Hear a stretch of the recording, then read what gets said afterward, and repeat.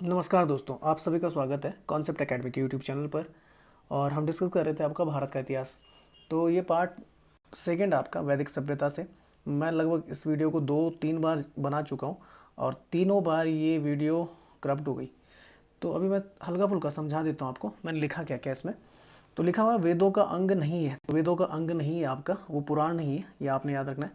पुराण जो थे वो स्मृति आधारित होते थे, ठीक है ना। मैंने इस बार नए से इसलिए नहीं बनाया क्योंकि सोच रहा हूँ कि जल्दी से जल्दी ख़त्म कर लूँ। 20 मिनट की बन रही है, उसके बाद करप्ट हो जा रही है फाइल। 3 बार ट्राई कर चुका इससे पहले, तो मैं फटाफट समझा के 4-5 मिनट में आपको एक वीडियो निपटा दूंगा। अच्छा देखो, जैसे संहिता है, संहिता बोला जाता है चारों वेदों को संयुक्त रूप से संहिता कहा जाता है। उसमें से अगर अथर्ववेद को अगर आप छोड़ दें, शुरुआत के 3 वेद ऋग्वेद, यजुर्वेद और सामवेद की अगर बात करें, इन्हें वेदत्रयी कहा जाता है। उपनिषदों की बात की जाए तो वेदांत कहा जाता है, और उपनिषदों की संख्या कितनी, 108 है। ब्राह्मण ग्रंथों की अगर बात करें तो ब्राह्मण ग्रंथ अनुवाद है किनका, वेदों का। मतलब उन पे एक टीका लिखा गया, कॉमेंट्री लिखी हुई है। जैसे पतंजलि का जो बोल सकते हैं, जैसे पतंजलि ने महाभाष्य लिख दिया था किसके ऊपर, तो जो पाणिनि की अष्टाध्यायी थी, तो उस पर कॉमेंट्री है महाभाष्य। तो यहाँ पर मैंने लिखा है जो वेद है 1500 से लगभग 500 ईसा पूर्व के आसपास लिखे गए थे। वहीं पुराणों की अगर बात करें तो तीसरी से 10वीं शताब्दी के बीच मैंने लिखा गया था। वेद जो अंतिम रूप से संकलन देखने को मिलता है वो गुप्त वंश में देखने को मिलता है।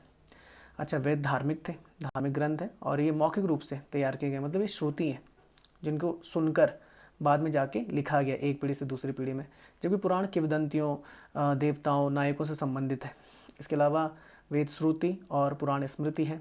वेद जो होते हैं उनके भाग हैं जो, तो संहिता, आरण्यक ग्रंथ, ब्राह्मण ग्रंथ, उपनिषद इसमें आते हैं। वहीं पुराणों में अगर देखा जाए तो वो कहानियों के तौर पे उन्हें समझाया जा सकता है। जैसे तीर्थ यात्रा हो गई, लोक कथा, देवता, किंवदंतियाँ, खगोल विज्ञान, दर्शन शास्त्र, औषधि मंदिर आदि। वेद कर्म कांडों पर आधारित है। वहीं अगर पुराण देखा जाए तो ये माइथोलॉजी से रिलेटेड है, जिसमें जिसमें ब्रह्मांड की रचना, उसके विनाश, लौकिकवाद, अलौकिकवाद, मनुष्य राजवंशों के बारे में बताया गया है। अच्छा, आरण्यकों की बात की जाए तो ये जंगल में लिखे जाने वाले ऋषि मुनियों के द्वारा ग्रंथ थे, और इसमें यज्ञ अनुष्ठानों के बारे में प्रतीकात्मक तथा दार्शनिक दर्शन देखने को मिलता है। उपनिषदों की बात करें तो 108 है, जिनमें से 13 क्या प्रमुख हैं। और अगर देखा जाए तो उपनिषदों में आत्मन तथा ब्रह्म जो ब्राह्मण अवधारणा है उसे समझाया गया। इसके अलावा दार्शनिक विचार जैसे त्याग, शरीर और ब्रह्मांड के बारे में चर्चा देखने को मिलती है। ब्राह्मण ग्रंथों की बात करें तो जो वेद हैं वो भजनों के फॉर्म में उन्हें व्याख्यायित किया गया है, किनके द्वारा, ऋषि मुनियों के द्वारा। उपनिषदों की बात करें 700 से 400 ईसा पूर्व के आसपास लिखे गए थे। अध्यात्म से संबंधित हैं। उप का मतलब निकट और षट का मतलब होता है बैठना। उसके अलावा लगभग 200 से अधिक उपनिषद की खोज हुई है, जिनमें से 14 इंपॉर्टेंट है। कथा, केन, ईशा, मुंडक, प्रश्न, तैतृय, छांदोग्य, वृद्धारण्यक, मांडुक्य, ऐतरेय, कौशतिकी और मैत्रायणी और श्वेता श्वेतर, ये कुछ आपके क्या है उपनिषद हैं। उसके अलावा अगर देखा जाए तो उपनिषद क्या है कि वो वेदों का अंतिम खंड है, और इन्हें उपश्रेणी भी कहा जा सकता है वेदों की। उपनिषदों को तो वेदांत कहा जाता है इन्हें। उपवेदों की बात की जाए तो उपवेद वेदों की शाखाएं हैं। इनमें व्याकरण, स्वर नियम, नक्षत्र विद्या के ज्ञान देखने को मिलता है। इसके अलावा प्रत्येक वेद का एक अपना क्या उपवेद है। आयुर्वेद, धनुर्वेद, गंधर्वेद और शिल्पवेद। आयुर्वेद ऋग्वेद का है, सामवेद का गंधर्वेद है, यजुर्वेद का धनुर्वेद, अथर्ववेद का शिल्पवेद है। ये आपने अपने नोट्स में लिख देने। सूत्र ग्रंथों की अगर बात की जाए तो वैदिक रीतियों से संबंधित है। छोटे वाक्यांशों द्वारा उच्च भाव को समझाया जाता है इनके द्वारा, इनमें। और ये 4 भाग हैं इसके। स्रोत सूत्र हैं, गृह सूत्र हैं, धर्म सूत्र और सुलभ सूत्र। तो स्रोत सूत्र में तो आपके क्या यज्ञ वगैरह, अनुष्ठान वगैरह आ जाते हैं। गृह सूत्र में आपके जो बोल सकते हैं गृहस्थ से संबंधित जितने भी आपके क्या होते हैं संस्कार होते हैं, जिनमें 16 संस्कार आपके इंपॉर्टेंट वो आते हैं। धर्म सूत्र में आपके सामाजिक नियम आते हैं। और सुलभ सूत्र आपका, जैसे इसका संबंध गणित से है, तो इसमें क्या है यज्ञ वेदिका कितने कितने बाई कितने की होगी, ये सुलभ सूत्र में आपका संदर्भित है। ब्राह्मण ग्रंथों की बात करें तो ये वेदों के मंत्रों का सार व टीका है, गद्य रूप में लिखे गए। अलग इनकी संख्या 18 है। तो मैं बता दें आयुर्वेद किसका है, चरक और सुश्रुत संहिता इसमें आती है। ये ऋग्वेद से संबंधित, धनुर्वेद, मन, यजुर्वेद, गंधर्ववेद आपका सामवेद, जिसमें स्वर और ताल संगीत से संबंधित है। और शिल्पवेद मैंने बता दें अथर्ववेद से संबंधित है, ठीक है ना, जिसमें कृषि, वाणिज्य आदि, नीति, राजनीति, समाजशास्त्र आ जाता है। सूत्र ग्रंथों की बात की थी। स्रोत सूत्र यज्ञ संबंधी कर्मकांड, गृह सूत्र गृहस्थ से दैनिक यज्ञ नियम, और धर्म सूत्र सामाजिक नियम, और सुलभ सूत्र आपका यज्ञ यज्ञ विधियों से निर्माण के निर्माण से संबंधित है। ब्राह्मण ग्रंथों की अगर बात करें तो ऋग्वेद के 2 प्रमुख हैं, ऐतरेय और कौशिकी ब्राह्मण। इसको एरक से याद कर लेना। ए फॉर ऐतरेय, रा फॉर ऋग और क मतलब कौशिकी है। यशत से याद करना, या फिर यजुर्वेद, सा से सतपथ जो सबसे इंपॉर्टेंट है, और त से तैतरीय। सड़सठ से याद करना, सड़सठ से मैंने ऐसे कर रखा है, सात मतलब सामवेद, त मतलब क्या तांड्य, और षट मतलब षट्वेश। अथर्ववेद का एक एक क्या है ब्राह्मण ग्रंथ है जिसका नाम है आपका गौपथ। इसको आग से याद कर लेना, आ से अथर्ववेद, ग से गौपथ। अच्छा, ऐतरेय ब्राह्मण की अगर बात करें, साकल शाखा से संबंधित है, 8 खंड, 40 अध्याय, 285 कंडिकाएं, महिदास ऐतरेय द्वारा लिखित है। ठीक है ना, बाकी चीज़ें आप ये पढ़ सकते हो, इतना ज़्यादा लिखने की जरूरत नहीं है। कौष्टकी ब्राह्मण की बात करें, संखायन ब्राह्मण से संबंधित है। सिर्फ अगर देखो आपको छोटे पेपर की तैयारी करनी तो सिर्फ इतना लिख के फ़ायदा क्या है कि कौष्टकी ब्राह्मण का संबंध किस वेद से संबंधित है, तो सिर्फ इतना याद रखना है आपने, जैसे ऋग्वेद से। बाकी अगर आप अपने हिसाब से याद कर सकते हैं, जैसे रचना किसने की थी, संखायन तथा कौष्टकी ने की थी। वास्कल शाखा से संबंधित है, 30 अध्याय, 226 खंड हैं। मानवीय आचार से संबंधित है, आप लिख सकते हैं नोट्स में। सतपथ ब्राह्मण की बात करें तो शुक्ल यजुर्वेद से संबंधित है। ठीक है ना, और ब्राह्मण ग्रंथों में सबसे इंपॉर्टेंट है, याज्ञवल्क्य के द्वारा रचित है सतपथ ब्राह्मण। ये आप जरूर लिख लेना कि सतपथ ब्राह्मण के रचयिता कौन है, याज्ञवल्क्य। 14 कांड, 100 अध्याय, 6 से 10 कांड तक क्या सांडिल्य कांड है, जबकि अन्य में क्या देखने को मिलता है कि पांचाल, कौशल, विदय, सृजन्य आदि जनपदों का उल्लेख देखने को मिलता है। अश्वमेध यज्ञ का इसमें जिक्र देखने को मिलता है।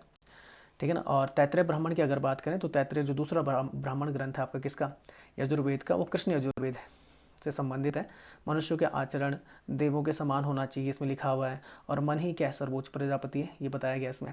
सामवेद की अगर बात करें तो तांड्य ब्राह्मण, ठीक है ना, ये महाब्राह्मण के नाम से भी जाना जाता है क्योंकि काफ़ी ज़्यादा क्या लेंथी है, 25 अध्याय हैं इसमें, तो इसके कारण इसे पंचविश भी कहा जाता है। अच्छा ठीक है, सरस्वती जो नदी है उसके विलुप्त और फिर से पुनः प्रकट होने की घटना इसमें लिखी गई है।